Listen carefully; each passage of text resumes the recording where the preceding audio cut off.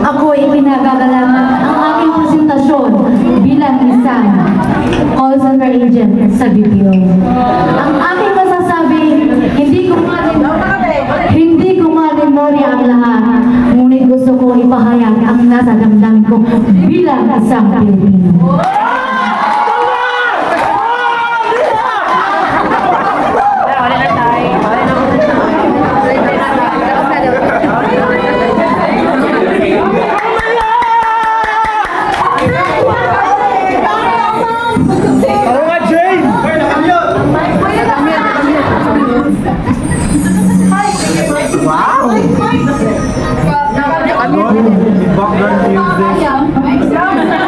Background music. Gusto ko nang simulan. Sana ma-relate niyo lahat ang aking may sasabi. Ang title ay Sa Likod ng Headset, Ngiting Tagumpay, Tinig ng Pilipino. Sa bawat pagsikat ng araw, may Pilipinong bumabangon. Bitbit ang pangarap, bitbit ang pagod, at higit sa lahat, bitbit ang tinig na nagsasabi, kaya mo. Sa isang headset, isang boses ang niririnig. Tama po ba? Tama! Ngunit sa likod ng boses na iyon, may kwento, may pamilya, may pangarap, may pusong marunong umunawa. Ito ay tayo, Pilipino. Sa industriya ng BPO, hindi lang tayo sumasagot ng tawa. Tama po ba? Tama! Tayo ay nakikinig. Tayo ay umiintindi. Tayo ay nagbibigay ng solusyon. Kahit minsan, ang sarili nating mga problema ay tahimik na naghihintay sa kabila ng linya. May problema man tayo, ito ay ipinagsatabi muna. Dahil tayo ay gumagawa ng trabaho para sa linya. Kapag sinabi natin, good morning, how may I help you? Ang naririnig nila ay Ingles. Tama po ba? Pero ang nararamdaman nila ay puso ng Pilipino. Dahil tayo ang may pagkakipagkapwa-tao, tayo ay marunong magsabi na pasensya na po. Salamat po. Sandali lang po, tutulungan ko kayo. At kapag mahirap ang araw, sinasabi natin, sa Bisaya, kaya na ni padayon. Kung sa Ilonggo, salamat din. Kagpadayon kita. Kung sa Chabacano, padayon na diyan. Ayaw bagundan. Ayaw lang kita nung may problema. Iba-iba man ang salita o dialekto ang naririnig nila. Ngunit iisa ang mensahe. Tulong, pag-unawa at pagkasama. Sa BPO, ang bawat tao ay parang isang pahina. Tama po ba? May customer na nagagalit. May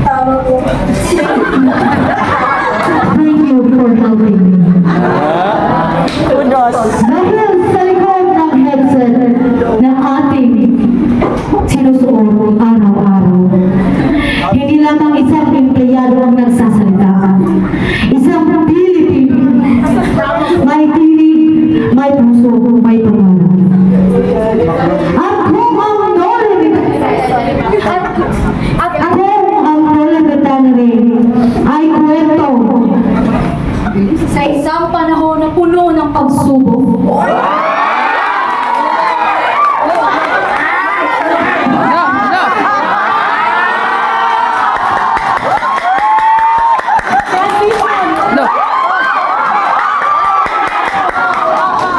Ang ating henerasyon naman ay sumusulat ng panibagong kabanata. Isang kabanata kung saan ang tinig ng Pilipino ay hindi lamang naririnig, kundi nararamdaman. Ito ang Pilipino, ito ang tinig, at ang ating kwento.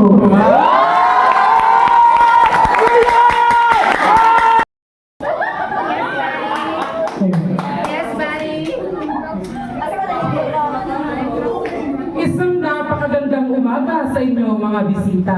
Ako nga pala si RJ sa umaga, Jane naman paggabi na. Nga pala, may dala kong mga kasama, mga kaklase ko nung elementarya. Si Kenneth, dating nangunguna sa klase. Mahirap sa buhay, pero ito pa rin siya ay pinagtibay. Mga ate, mga kuya, bili na po kayo ng isda, sariwang-sariwa! Si JM, dating barkadista, pero ngayon, responsable na. May bayaran na naman. Umaas pa ang singon sa kuryente. Si Sheila, wala nang gatas. Paupo na rin.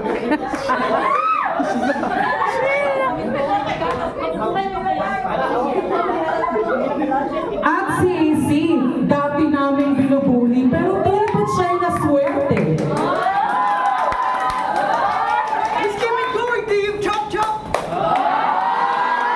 Marahil kayo ay nagtatanong kung ano ang aking trabaho. Katulad ko rin kayo. Tayo ay... Marahil kayo ay nagtatanong kung ano ang aking trabaho. Pareho lang din tayong dilat sa gabi at tulog sa umaga. So, eto na nga ang chika.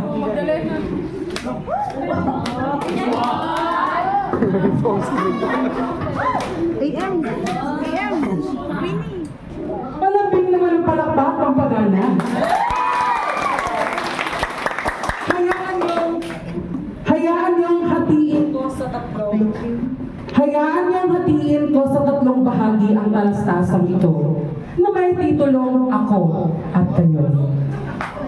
Sa tanong ko gustong magsimula, saan ba tayo nagmula? O paano ba tayo tignan bilang manggagawa? Sila ba yung nasa taas, tapos tayo nasa baba? O di naman baka nakalimutan lang na tayo ang mga Pilipino manggagawa? Ilan lang yan sa tanong na gusto kong maunawaan na hanggang ngayon tila ba'y walang malinaw na kasagutan. Dumaan sa atin ang iba't ibang uri ng sakuna, pero ang puso ng pagiging Pilipino pa rin ang namumuna. Ang galing-galing nating ngumiti, kahit napakarami na ng problema. Wala Pilipino nga, di ba? Sa hirap ng buhay, tayo-tayo pa rin ang magkaagapay. Marahil magkakaiba man tayo ng pagkakakilanlan, bagkos buong puso pa rin tayong nagmamahalan. Di ba nga? Diwang Pilipino ang ating lahi.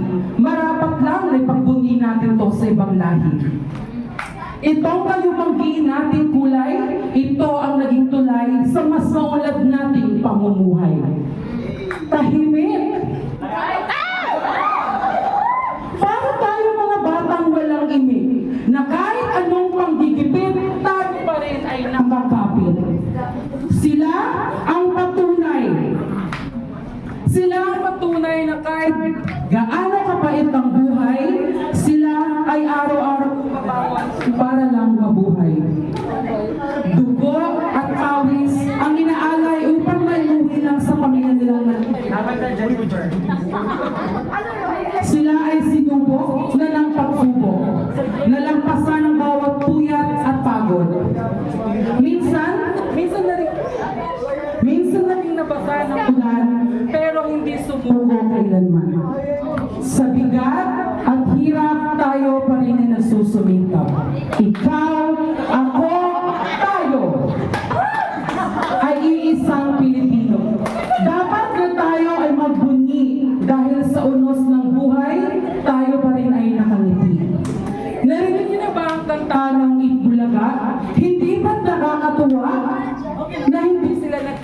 sa kanilang ginawa. 1,000 isang tuwa. Isa tayong bansa, Pilipino ang ating